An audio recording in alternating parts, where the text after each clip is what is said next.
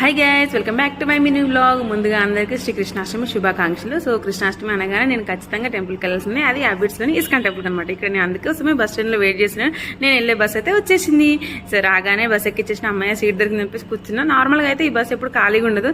నేను ఎక్కానో ఏమో, నిజంగా ఆ బస్ అయితే ఖాళీగా ఉంది. నాకైతే సీట్ దొరికింది. నేను వెళ్తున్నాను. ఇక్కడ ఓకే, కానీ టెంపుల్ దగ్గర అయితే ఒక 1 కిలోమీటర్ వరకు ట్రాఫిక్ అట్లా జామ్ అయి ఉండే. అనిపించింది అమ్మ ఈరోజు ఫుల్ రష్ ఉందని చెప్పేసి.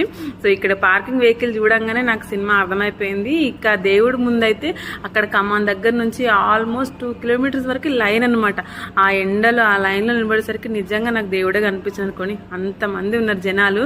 ఇంకా చూస్తూనే ఉన్నారు కదా, కనిపిస్తుంది కదా ఎంతమంది అని చెప్పేసి. సో ఇక్కడ మనకి ఏం చెప్తున్నాడంటే లైఫ్ టైం మెంబర్షిప్ గురించి చెప్తున్నాడు. అండ్ ఏదో పాస్ ఉంది, ఆ పాస్లో అనేది ఫ్రీ ఉంది, అంత తీసుకోమని చెప్తున్నాడు.